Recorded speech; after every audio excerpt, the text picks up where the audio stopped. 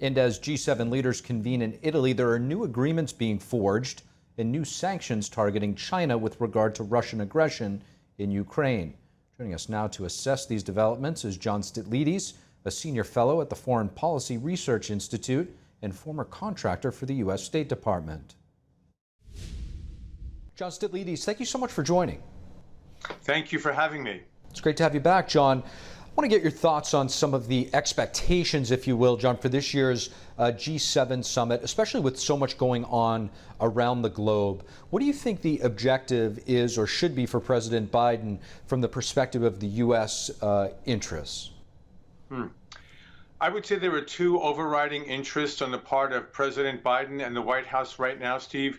One is to demonstrate alliance solidarity to the maximum extent possible. G7, of course, it's not a formal alliance, it's a loose network of advanced industrial Western nations, but to show G7 strength and solidarity, and of course, through the G7 to show essential NATO alliance solidarity, even though the NATO alliance is not perfectly cohesive here. Turkey and Hungary have been quite skeptical about the larger White House plans regarding Ukraine.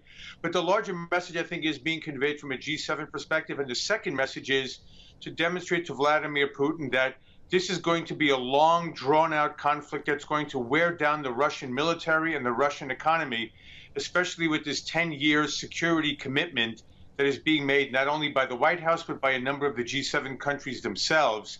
The message is clear to Vladimir Putin. This is not going to be a short conflict. You're not getting out of this in any way anytime soon, and we're going to wear you down to the maximum extent possibility with this very long-term commitment. Very excellent point, John. And to your point, the president speaking not too long ago, basically announcing sanctions on third-party countries like China, specifically who are assisting Russia's war machine. What message do you think this sends to totalitarian regimes like China and others?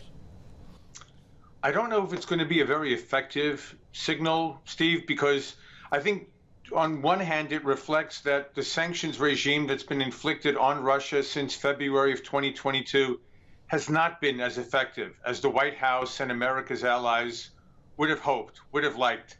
And we see that Russia probably had been planning for these types of sanctions, maybe not the ones that were just announced in the last several hours, in the last several days, but certainly baking into the process the strategy for invading Ukraine of consulting with countries such as Iran, North Korea, Venezuela, those that have been subjected to American and international sanctions for years, and to learn from them how to deal with the sanctions, how to be able to obtain necessary components for industry, for natural resources that are required for their economy and the like. And they've been able to sustain themselves far more effectively than most Westerners would have thought, to the degree that I believe only several months ago, Steve, Russia was believed to have a greater GDP growth in 2024 than the European Union. John, another development coming out of this summit is how the United States plans on using frozen Russian assets to finance Ukraine. How do you view this? Is it a creative move and maybe a better option than sending U.S. taxpayer dollars overseas, or does it set maybe a dangerous precedent?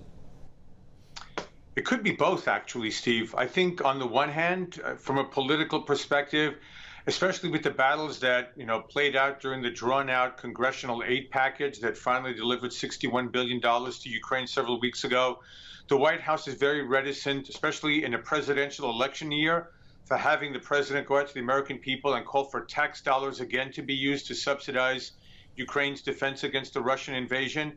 So I think it is creative to the degree that there is a loan that'll be underwritten by the United States and the G7 countries and potentially repaid with the interest, $50 billion or so from the $300 billion approximately in Russian assets that are frozen in U.S. and European banks. But I think there's a long-term sort of second-order consequence here that we need to be very careful about, and that is that if there is an actual confiscation, if the Russians are able to sell the $50 billion interest used to pay back the loan as confiscation of Russian assets, it sends a message to many countries like India, Brazil, Nigeria, South Africa, leading countries in what we call politely the global south, that they too may be the victims of a weaponization of the American financial system that is so dominant on the international trading system. And so the fear is that we'll be alienating countries that we want to have work more closely with us, whether against communist China and its ambitions in different parts of the world, to try to persuade them to support the Russia sanctions that so far most countries in the global south outside the G7 have been loath to support. So I think there may be a short-term advantage here, but I think in the long term we need to be very careful about the message we're sending to other countries about the degree to which we're willing to weaponize the American dollar and their trust in the use of the dollar for trade transactions, for currency exchanges, and the like. John Sitilides, really appreciate your perspective as always. Thank you. Thank you for having me.